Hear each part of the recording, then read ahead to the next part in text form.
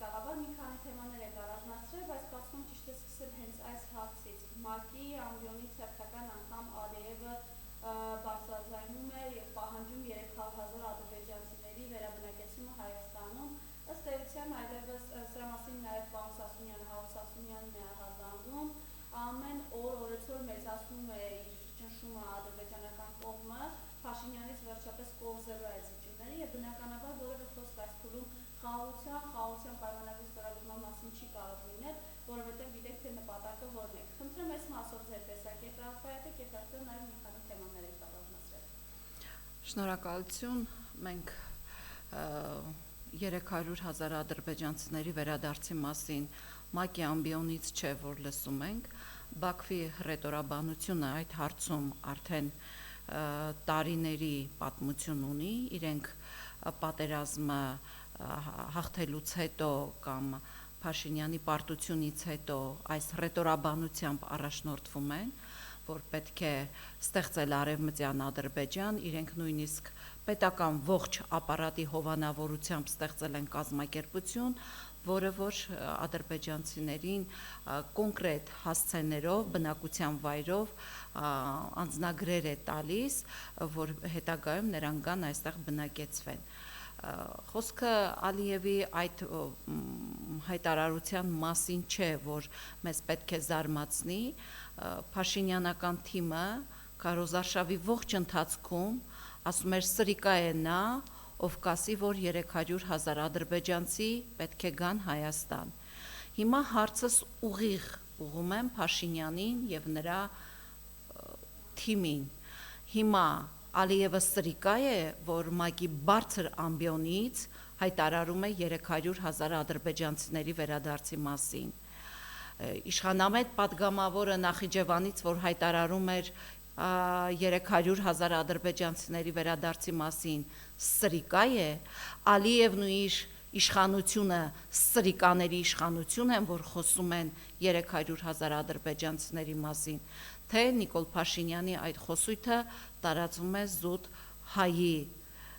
հայ հասարակության մասով, որովհետև նրա դուխը չի բավականացնի, որ ինքը Ալիևին այդ հարցում մեղադրի, որովհետև Ալիևը եթե կարող է ՄԱԿ-ի միջազգային դատարանի որոշումը չկայացնել ու այսօր գնալ կանգնել այդ բարձր ամբիոնից խոսել ադրբեջանցիների վերադարձի մասին, սրա թիվ 1 մեղավորը Հայաստանի իշխանությունն է Փաշինյանի գլխավորությամբ, որովհետև մեր թողտվությամբ, մեր թույլտվությամբ այսօր Ալիևը ուժեղ է խաղում, պարզապես կլինի ՄԱԿ-ի ամբիոն, Եվրախորհրդարանի ամբիոն, թե որևէ տեղ Ալիևը այսօր Նիկոլ Փաշինյանի թեթև ձեռքով ուժեղ տղու դեր է ստանձնել։ Փոխարենը մենք տեսնում ենք, որ Ալիևի ու Նիկոլ Փաշինյանի ձեռքը միաժամանակ սեղմած Թրամփը մի շարք երկրներում կոնգրեսի որոշում է ուղարկել, դեսպաների թեկնածուներ ուղարկել, Հայաստանը շարունակում է մնալ այդ կարգավիճակում դատարկ, անգամ Ադրբեջանի թեկնածուի անունն է ուղարկվել, Նիկոլ Փաշինյանին ըստ երևույթին Թրամփը կամ մոռացել է, որովհետև Նիկոլ Փաշինյանին Թրամփը հիշում էր այս ճանապարհը վերցնելու պահով միայն, եւ մենք տեսնում ենք, որ Հայաստանը իրենց այդ տեսադաշտում չկա, փոխարենը իրենց գործընկեր են համարում Ալիևին, իսկ մենք տեսանք, որ նույն Թրամփը Նիկոլ Փաշինյանի մասով Ալիևին հարցնում էր, իսկ որտեղ է քո հայրենակիցը։ Ըստ երևույթին նույնիսկ Միացյալ Նահանգները Հայաստանին կարգել է որպես Ադրբեջանի մարզ, որ մոռացել է թե սա պետություն է այստեղ, որովհետև որևէ երկիր մինչ այս պահը ինչ ուզել է Հայաստանից, որը նպաստում է Թուրքիայի, Ադրբեջանի շահերին եւ Արևմուտքի շահերին, Հայաստանի պարագայում չէ բառը չեն լսել իրենք, ստացել են այն, ինչ պետք է եղել, դրա համար այսօր մենք ունենք այս փլուզված իրավիճակը, որի համար այս իշխանությունը չգիտեմ հետագայում ինչ գին պիտի վճարի, որ կամ հաջորդ իշխանությունը Հայաստանում ինչ գին պիտի վճարի մեր երկիրը տնտեսական այս փլուզումից դուրս բերելու համար։ Հիմա մենք շատ հստակ տեսնում ենք Հայաստանի տնտեսական ներքին պատերազմը մղվող Հայաստանի տնտեսության դեմ Նիկոլ Փաշինյանի ձեռքով։ Տարիների վաստակած ռուսական շուկան Նիկոլ Փաշինյանը փլուզեց, հետագայում գուցե եւ Աննա Հակոբյանը կանգնի ասի հանուն ոչնչի, որովհետեւ Եվրոպան մեզ չի սпасել եւ չի սпасելու, Եվրոպան այստեղ այս ռոպեական շահեր է հետապնդում եւ իր այս ռոպեական շահերն է իրականացնում, դա կլինի մեր տնտեսության փլուզման հաշվին, թե դա կլինի մեր ոչնչացման եւ թուրքական վիլայետ դառնալու հաշվին, Եվրոպան այստեղ իր շահերն է, այդ թվում եւ Միացյալ Նահանգները եւ Թուրքիան եւ Ադրբեջանը համատեղ այստեղ իրենց շահերն են հետապնդում, իսկ մենք այս շահերի հետապնդման պայքարի մեջ ոչնչանում ենք շատ ամեն օր այդ ոչնչացումը տեսնում ենք ժամանակին այն Հզոր Ավինյանը իր աշխատողներին ասում էր գնացեք կանաչի ծախողի կանաչիները շպրտեք գետնին։ Երեք Երևանի փողոցներով անցնում եմ Ծիրանի ու Կեռասի տեղատարափ է արկղերի, ով որտեղ հասցրել բերել այդ արկղերը դրել է։ Բա Ավինյան, դե հələ հիմա մի հատ փորձի այդ ծիրաներն էլ գետնով տաս։ Ձեր վարած քաղաքականության արդյունքում այսօր մարդիկ որտեղ տեսնում են այդ Ծիրանի ու Կեռասի արկղերը գետնին են դնում։ Դուրս եկ մի տես ինչ իրավիճակ եք, փողոցային առևտրի դեմ եք պայքարում, հիմա ձեր գործողությունների արդյունքում Ծիրանը դաշտերում է, Երևանի փողոցներում է, մարդկանց դռներում է, թափվում է, փչանում է, դե դուրս եկեք տեսեք դուք ինչ եք արել։ Ինչի դեմ եք, բա ինչի եք գնում էին երկու կապ կանաչի վաճառողների կանաչին գետնին տալիս, թե հիմա սա ձեր ճկուն մտքի արգասիքի հետևանքն է, չգիտեք ինչ անեք, Երևանի փողոցները Փաշինյանի տհաս քաղաքականության, արտաքին քաղաքականության վարման արդյունքում հայտնվել է այս իրավիճակում։ Ավելին ես գիտեմ ինձ հասած տեղեկություններով, գիտեմ, որ Նիկոլ Փաշինյանը այս ընթացքում փորձել է կապ հաստատել Ռուսաստանի Դաշնության հետ, որովե ձևով գոնե այս արտահանման մի օղակ, մի փրկողակ բացել, ըստ իմ ունեցած տեղեկությունների այդ զանգերը անպատասխան են մնացել Ռուսաստանի Դաշնությունից եւ այդ անմեղսունակ դեմքով, որ կանգնում ասում են պետք է շատ շուկաներ ունենանք, որպիսի մի երկիր չկարողանա ասել ձեր ապրանքը անորակ է ու փակի, ես կարծում եմ, որ այդ անմեղսունակ դեմքով կանգնող իշխանավորները, այդ թվում եւ փոխվարչապետ, մյուսները եւ շատ լավ հասկանում են, որ սա ոչ թե մեր հայկական ապրանքի հետ կապ ունի, սա զուտ քաղաքական խնդիր է, որը ստեղծել է Փաշինյանի իշխանությունը եւ որևէ երկիր Ռուսաստանը շատ պարզ ասել է Եվրոպա գնալու քո ճանապարհը ես չեմ ֆինանսավորելու, նրանք ովքեր բացել են քո ճանապարհը, թող նրանք էլ ֆինանսավորեն այդ հարցը։ Հիմա մենք տեսնում ենք, չէ, փլուզվող տնտեսության մեջ որևէ մեկը եւ ընդհանրապես այս իշխանության ղեկավարման տարիներին Հայաստանում որևէ լուրջ ներդրում այդպես էլ տեղի չունեցավ, լուրջ կոնկրետ ներդրում այդպես էլ տեղի չունեցավ։ Փոխարենը ես անցած օրը կարդացի, որ ֆինանսների նախարարը, կենտրոնական բանկի նախագահը ինչ որ մի միջոցառման են մասնակցել միջազգային, որտեղ կարող են ներդրողների գայթակղել ու բերել Հայաստան։ Այդ ներդրողները շատ լավ տեսնում են, թե Հայաստանի իշխանությունը ինչպես է վարվում խոշոր ներդրողների հետ, մի ներդրողից հեծ է խլում, մյուս ներդրողից ասում է տունը ծերանոց կդարձնեմ, այնց Արարատ ցեմենտի հարցը, Շանգրիլայի, բոլոր ունեցվածքը, այսպես ասում էր, բոմժ եմ դարձնելու, որևէ նորմալ կամ չեմ ասում միջին ներդրող չի այցելի մի երկիր, որտեղ դատական համակարգը վերից վար քնչական դատախազություն, արդարադատությունը վերից վար կախված է մի մարդուց, այդ մարդն է որոշում այս ունևորին զրկի ունեցվածքից, թե այս ունևորից վերցնի տա իր ունևորին արդեն կամ այս ունևորին տանի բանտով, չգիտես, ազատազրկման վախեցնի, որ հանկարծ որևէ բառ իր դեմ չասեն։ Որևէ լուրջ ներդրող կամ այդ որ գնացել էին օրինակ այդ ֆինանսների նախարարը այդ ներդրողներին պատմում էր, թե Հայաստանում ինչպիսի գաղտնալսումներ են տեղի ունենում, հիմա էլ հեռախոսների գաղտնալսումներ տեղի կունենան եւ ընդհանրապես Հայաստանում ցանկացած ներդրող լինելու է իշխանության թիրախում, երբ ուզեն, ինչ ուզեն այդ ներդրողի գլխին կարող են պատմել են իրենց իշխանության այդ նոր մոտիվացիան, որ ուզում են Հայաստանում ամեն օր ներդնում եւ շարունակում են ներդնել։ Գիտեք, ես կարծում եմ, որ այս ամենը, սիրելի հասարակություն, սիրելի ժողովուրդ, այս ամենը միտումնավոր է արվում, որ մենք վաղը մյուս օր չունենանք տնտեսություն, գյուղատնտեսություն, Ռուսաստանը արդեն ասել է, որ թանկացնելու է գազի գինը, այսպես եթե արցախցիները ունեին այն արժանապատվությունը, որ բլոկադայի ժամանակ չէին վերցնում Ադրբեջանից եկող ցորենը, մենք տեսնում ենք, որ արդեն այս հասարակությանը սովորեցրել են, որ թուրքական ու ադրբեջանականը լավագույն այլընտրանքն է, այն ճարահատված վազեն թեկուզ այդ քանի 100,000-ը, որ Փաշինյանին ձայն են տվել, ստիպեն, ասեն մեզ մտցրեք Թուրքիայի վիլայետ դառնանք, որ ապրենք, որովհետև մենք գիտենք, որ մեր հասարակության մեջ մի ստվար զանգված ցավոք այսօր ստամոքսի սպառման հարց է լուծում եւ ուրիշ ոչ մի բան։ Ես անցած օրն էլ չէ, ասացի, մենք հիմա տեսնում ենք օրինակ լոլիկի գինը հայկական շուկայում 600-700 դրամից գահավիժեց 100 դրամ։ Չեմ խոսում ծիրանի գների մասին։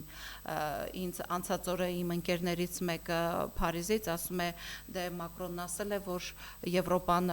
50 միլիոն տալու է, ասում եմ, այդ 50 միլիոնը նախ չի տրվել, 37 է տրվել եւ ընդհանրապես 50 միլիոնը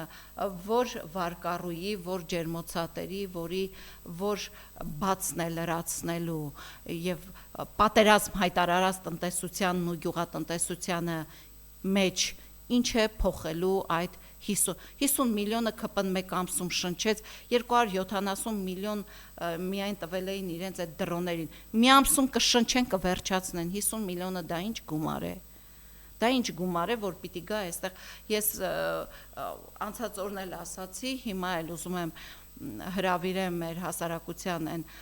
հատկապես խրախճանքի մեջ ապրող հասարակության ուշադրությունը, որ այսօր ասում են ինչ լավ է, բա չէ, գիտեին ծաղիկը պիտի միշտ դառնա 7-8 դրամ 1500-ով ենք առնում, այ մյուս տարի դուք մի հատ ծաղիկը 7-8 դրամով կառնեք, որովհետև ես ջերմոցատեր գիտեմ, որ այս օրերին ուղակի հողին հավասարեցրեց իր ջերմոցը, որպեսզի տակի հողը վաճառի իր վարկերն ու պարտքերը կարողանա փակի։ Մեկին ես գիտեմ, մեկին մեկ ուրիշը գիտի, այս է տնտեսությանը պատերազմ հայտարարելուց հետո, ուղիղ 1 տարի հետո, եթե որևէ պարագայում շատ կուզենաք ձեր աղջկան, ձեր տիկնոջը կամ չգիտեմ, 1 ծաղիկ նվիրեք, կգնաք այդ 7-8 դրամով կգնեք այդ 1 ծաղիկը, որովհետև այլևս Հայաստանի ջերմոցային տնտեսությունը նախկինի նման ձեզ չի հրամցնի 1 փունջը 6-7 դրամով կամ այլևս մյուս տարի ջերմոցային տնտեսությունները ձմռանը չեն հրամցնի թեկուզ 1200 դրամով լոլիկ։ Շուկան կմտնի ադրբեջանական ու թուրքական լոլիկ, պոմիդոր, սխտոր, սոխ եւ մնացած այլ բաներ ու այդպես ադրբեջանցիներն ու թուրքերը շատ հանգիստ կգան այստեղ խոշոր ներդրումներ կանեն, քանի որ գյուղացիներին Նիկոլ Փաշինյանի թեթև ձեռքով գյուղացիները հայտնվեցին վարկերի ու պարտքերի մեջ, թեթև ձեռքով կգան իրենց վարկերն ու պարտքերը կփակեն, կգնեն Արարատյան դաշտավայրի, Արմավիրի, այս ամբողջ հարթավայրի հողակտորները, ջերմոցային տնտեսությունները եւ չի բացառվում, որ մեր ջերմոցատերերը նրանց ձեռքի տակ լինեն բանվոր, աշխատեն, որպեսզի իրենց տունը պահեն, իսկ այստեղ մեծ օգուտներ ու եկամուտներ ստանան թուրք ու ադրբեջանցի գործարարները։ Ահա Փաշինյանի իշխանության տնտեսական այդ կոլապսը, որի մեջ այսօր մենք հայտնվել ենք, կարճ է տևելու ձեր էժան ծիրան, էժան կեռաս, էժան չգիտեմ ինչ գնելու այս ամբողջ հրճվանքը տևելու է մինչև հուլիսի վերջ։ Այդ դրանից հետո դուք կտեսնեք, թե մեր շուկայում ապրանքները ինչ կինք ունենան, եւ սա չեմ բացառում, որ միտումնավոր արվեց, որպեսզի ադրբեջանական ու թուրքական ապրանքը հայկական շուկայում ունենան լայն սպառում, լայն տարածում, ինչպես օրինակ բենզինը։ Ով է այլևս հիշում, մենք ցավոք այսօր սովոր ենք մեկ օրվա աղմուկին, մեկ օր աղմուկ հանեցինք, վայ, այս վարորդը չի գնում, այն վարորդը չի գնում, հիմա արդեն շուկայական գնով, բարձր գնով, անտրտունջ գնում են ադրբեջանական վառելիքը, այլևս մոռացած, որ այդ գումարը ուր է գնում, բա տղայիկ, բա արտահանեիք, բերել են այն ինչ էր Պապոյանի հետ, այդ ծիրանի, 8 ծիրան էին դրել, թե ընդհանրապես եվրոպական որոշ երկրներ այս տարիների ընթացքում Փաշինյանից առաջ էլ եվրոպական մի քանի երկրներ շատ քիչ ծավալով ծիրան միշտ էլ արտահանվել է եւ սա նոր ձեռքբերում չէր, նորություն չէր եւ ոչ էլ հրճվելու կամ չգիտես ինչ տեղիք է տալիս։ Արմավիրի մարզում էի 2 օր առաջ, մարդիկ ուղակի իրենց այգիների վրա լաց էին լինում, ոչ հավաքել են ուզում, ոչ շուկա հասցնել են ուզում, որովհետև եթե շուկա ես հասցնում պամիդորը 100 դրամով, մենք պիտի հասկանանք, թե դա մեր գրպանին եթե տալիս է 300 դրամի օգուտ, ապա ինչ վնաս է տալիս ջերմոցատիրոջը, գյուղատնտեսին, ֆերմերին, եւ մենք ինչի մեջ կարող ենք հայտնվել այս ամենի արդյունքում։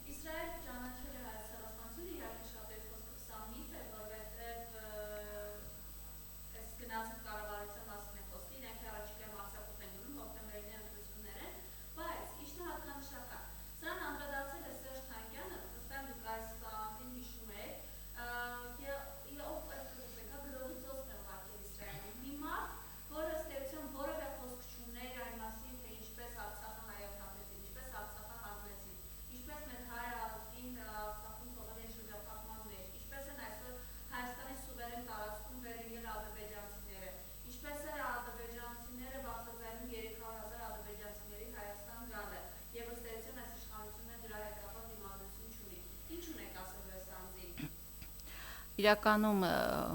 1-2 տարի առաջ էր, եթե կհիշեք, եւ ես այն մարդկանցից եմ եղել, ով շատ է այցելել Ծիծեռնակաբերդ, շատ է խոսացել Ծիծեռնակաբերդում եւ փողոցում եւ այստեղ ձեր տաղավարում շատ եմ խոսել, որ Նիկոլ Փաշինյանը տանում է ցեղասպանության ուրացման քաղաքականություն եւ այնպես չէ, որ դա գաղտնիք է,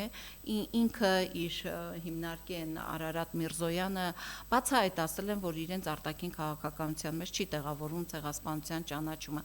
Ժամանակին ցեղասպանության ճանաչումը դա դիվանագիտական մեծ ջանքեր էր Հայաստանից պահանջում, հարաբերություններ, թե կլիներ ինչպես Վարդան Օսկանյանն էր ասում կոմպլեմենտար քաղաքականության արդյունքում, թե երկբևեռ, եռաբևեռ քաղաքականության արդյունքում Հայաստանը կարողանում է շատ ու շատ երկրների հետ ճանաչելու,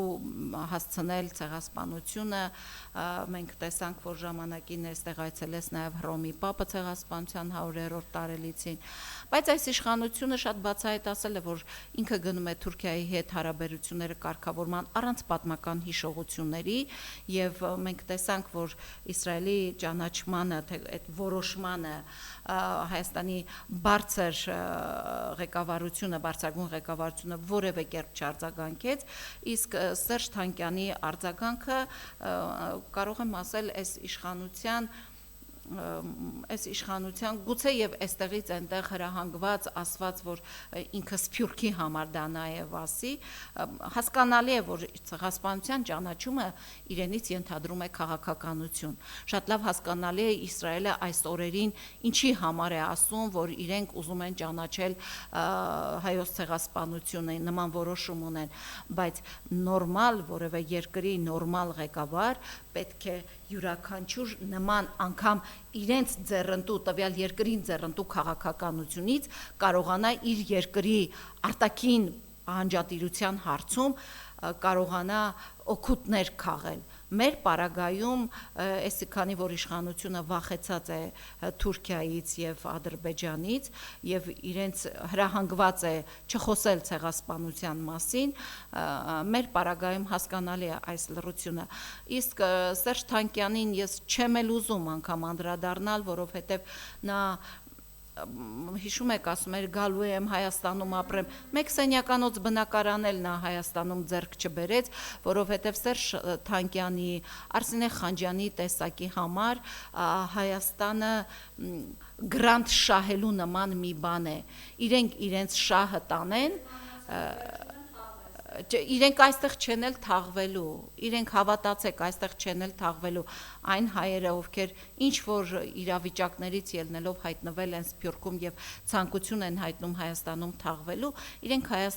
նրանք վերջին կապը գոնե բնակարանը չեն կտրել, չեն վաճառել։ Սերժ Թանկյանի համար Հայաստանը եղել է միշտ էլ գրանտ շահելու վայր, փող աշխատելու վայր, Սփյուռքի համար ներկայացել է որպես Յան ազգանունով իր համերգներն է լցրել, դահլիճները, այստեղ էլ կհիշեք եկավ հրապարակ լցրեց մարդկանց մեջ այսպես վայ Սերժ Թանկյանը եկել եւ այլն։ Ես չեմ ուզում անդրադառնալ այդ տեսակի հայտարարություններին, որովհետեւ ինձ համար կարևորը Սփյուռքում մենք ունենք շատ հզոր համայնք, թեպետ այդ հզորությունը, այս իշխանությունը փորձել է կոտրել, ինձ համար կարևոր է Սփյուռքի հավաքական տեսակետը, համահայկական տեսակետն է ինձ համար կարևոր եւ ոչ թե ինչ որ Սերժի կամ Խանջյան Արսինեի տեսակի արտահայտած մտքերը, մենք տեսել ենք իրենք ում են ծառայել, ինչի են ծառայել եւ մինչեւ երբ են ծառայելու։ Եվ սահմանադրական դատարանում այսօր վերջին լսումներն է եզրափակիչ ելույթները, ՍԴ գնահատական սեղան, ՍԴ-ում անկախ ամեն ինչից ամբողջությամբ եւս մեկ անգամ բերկացվեց սրանց խայտարակությունը, այն աստիճանի, որ Վահագն Հովհաննիսյանը անգամ ասացինք, հայցվորների ներկայացուցիչների հարցերին չէր կարողանում պատասխաններ տալ, խնդրեմ։ Դե եթե հաշվի առնենք, որ Վահագն Հովհաննիսյանը ընդամենը եղել է այդպես խոշոր վերլուծաբանել չի եղել, Նիկոլ Փաշինյանի մոտ շարքային լրագրող է եղել, պարբերաբար էլ հեռացվել է, նորից է գնացել, նորից է հեռացվել եւ որքան գիտեմ հետագայում որպեսզի նախագահ դառնար մի մասնավոր բուհի հերրակա իրավաբանության ֆակուլտետ ավարտեց, Վահագն Հովհաննիսյանը բարձրագույն կրթություն էլ չի ունեցել, այդ հերրակա ֆակուլտետը ավարտեց, որպեսզի գնար, ուղղակի այս ընտրությունները ցույց տվեցին կենտրոնական ընտրական հանձնաժողովի ողջ մերկությունը, եթե այն ժամանակ կար ասենք Աղազարյան եւ այլ Մուկուչյան բան իրենք ավելի թրծված էին, ավելի կարողանում էին այսպես գոնե այդ մանիպուլյացիաները ավելի բան անցկացնել, սա դա էլ չի կարողանում։ Իմ ընկերներից մեկը մի անգամ ասում էր, դե ինքը Նիկոլ Փաշինյանի մոտ ստրուկ է աշխատում, իսկ ստրուկը չի կարող ունենալ բանականություն, միտք, որ մի հատ էլ գնա սահմանադրական դատարանում ինչ որ հարցերի պատասխանել, ավելին ես այս օրերին տեսա նաև սահմանադրական դատարանի այդ բարձրագույն դատարանի տկարությունն ու մերկությունը, ամբողջ տկարությունը տեսա, ասում է, բա ինչ է նշանակում, դուք ասում եք գախնա լսել են, բան լավ է, որ Ռուսաստանից էլ ձեզ ասում էին, սա ուղղակի անթույլատրելի էր եւ մենք հասկացանք, որ Հայաստանում չկա սահմանադրական դատարան, չկա առաջին ատյանի դատարան, չկա վճռաբեկ, վերաքննիչ, բոլոր դատարանները հավասար հարթության վրա են դրված։ Ես գոնե այդ տպավորությունն եմ ստացել։ Ինձ համար այլ էր, թե ինչու քաղաքական ուժերը որոշեցին դիմել սահմանադրական դատարան, որովհետև մենք շատ լավ գիտենք, որ 96 թվականից սկսած մինչ այսօր Սահմանադրական դատարանը միշտ կայացրել է այնպիսի որոշում, ինչպիսին ուզել է տվյալ ժամանակաշրջանի իշխանությունը։ Հետևաբար սա չէր կարող բացառություն լինել, թեպետ ամսի 4-ին է հրապարակվելու, բայց միևնույն է, սա չի կարող բացառություն լինել եւ չկատարել օրինակ Նիկոլ Փաշինյանի մեծագույն ցանկությունը։ Սահմանադրական դատարանները որքան էլ որ դե ֆակտո ասվել է, որ իրենք դե յուրե ասել են, որ իրենք անկախ են, դե ֆակտո միշտ կախվածություն են ունեցել իշխանությունից եւ իմ ակնկալիքը ցավոք 96 թվականից մինչ այսօր այդ դատարանից մեկն է, որ դա ժամանակի նյարդերի, սպասումների անտեղի վատնում է եւ ես կարծում եմ, որ պետք է խորհրդարանական ընտրություններին մասնակցած քաղաքական ուժերը այլ ելք գտնեն, այլ ճանապարհ։ Երեք Սամվել Կարապետյանը ասում էր ունենք գաղտնի Փաշինյանին հեռացնելու գաղտնի ճանապարհ, ես կարծում եմ, որ Սամվել Կարապետյանի ընտրողները ուզում են այդ ճանապարհին տեղյակ լինեն, որովհետև երբ որ օրինակ գնում կանգնում էին իրենց կողքը, իրենք բացահայտ էին կանգնում, չէ, բոլոր քաղաքական ուժերի կողքը, մարդիկ բացահայտ էին գնում կանգնում, այդ ընթացքում տեսանք շատերը աշխատանքից հեռացել են, բայց չէին վախենում, գնում կանգնում էին, ես այս օրերին նաև ուզում եմ այստեղից փոխանցել նաև այդ քաղաքական ուժերին, որ հասարակությունը ուզում է հասկանալ ի վերջո իրենց քվեների հետ ինչպես է վարվելու ընդդիմությունը եւ ինչ է անելու։ Ես ուզում եի նաև մի վերջին այսպիսի թեմայով ամփոփեի, այսօր իմացա, երեկ իմացա, որ օրինակ Սյունիքում 860 ընտանիք զրկվել է նպաստից։ Ձեր եթերից գոնե 1 ամիս, 2 ամիս շարունակ ասել եմ, 3 ամիս շարունակ ասել եմ, որ Փաշինյանի առաջարկած 10,000 դրամը ընտրակաշառք է եւ այսօր այդ 860 ընտանիքի նպաստը հենց այնպես չեն։ Սա միայն Սյունիքի մարզում, գիտեմ, որ հարյուրավոր ընտանիքներ նպաստից կտրվել են Շիրակի մարզում, Կոտայքի մարզում, Տավուշի, Գեղարքունիքի բոլոր մարզերում էլ հարյուրավոր ընտանիքներ կտրվել են նպաստից եւ եթե օրինակ մեկ ընտանիքի նպաստը կարող էր կազմել 30-40 հազար դրամ, մեկ ընտանիքի թոշակառուի ավելացված գումարը ընդամենը 10,000 դրամ է, որ վերածում ենք, ստացվեց, որ նպաստին փոխարինեց այդ ընտրաթոշակ կոչված 10,000 դրամը։ Ինչքան ասել եմ, չէ, ֆինանսների նախարարը ինքն էր խոստացել, որ այդ 10,000 դրամի աղբյուրը չկա։ Քանի անգամ եմ ասել ձեզ սիրելի ժողովուրդ, որ ընտրություններից հետո ձեր 10,000 դրամը կտրվելու է։ Հիմա ասենք ձեր տան մի հոգին ստանում է 10,000 դրամ, բայց գուցե իր որդու ընտանիքը կամ իր քրոջ ընտանիքը նպաստառու էր, ինքը կտրվեց այդ 30-40 հազար դրամ նպաստից։ Փոխարենը մենք կենտրոնանայինք այս ընտրակաշառքի վրա, որ տրվեց Փաշինյանական իշխանության կողմից, սա աննախադեպ նման բան երբեք չի եղել, որ ընտրություն Սահմանադրական դատարանի դատավորների աշխատավարձը քանի միլիոնով բարձրացել է, դրա համար էր Սրբուհի Գալյանը գնացել նայում իրենց աչքերի մեջ եւ ըստ երևույթին հասկացնելու էլի հանկարծ չշփոթեք, որովհետեւ մենք ձեզ այդ աշխատավարձը հոր հոգու չենք տալիս էլ այդ պարգևավճարով աշխատավարձով այդպիսի թվեր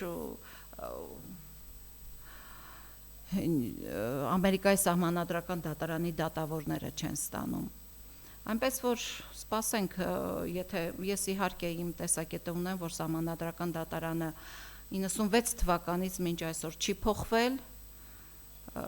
կայացնելու է նույն վճիռը, հասկանանք, թե մենք ոնց ենք դիմակայելու գյուղատնտեսության, առհասարակ տնտեսության եւ մեր քաղաքական դաշտին նետված պատերազմն ու մարտահրավերը։ Ինձ համար գոնե ամեն ինչ պարզ է, ես միշտ բաց եմ խոսել, ես միշտ իմ մտահոգությունը կիսել եմ իմ ժողովրդի հետ, այսօր էլ եմ ասում, բայց եթե սպասել է պետք, սպասենք, հասկանանք, որ մեզ ուղղակի չպիտի այդ չենք կարող ուղղակի նստել, ասել, որ վաղը վատ է լինելու, այո, 1 ամսից շատ ավելի վատ է լինելու, 3 ամսից շատ ավելի վատ, իսկ նոյեմբեր-դեկտեմբերից ես չեմ կարող ասել վառարանի հերթի մեջ եք լինելու, այն աթարին էլ ոսկու գին եք տալու, այ սա է պատկերը, շնորհակալություն։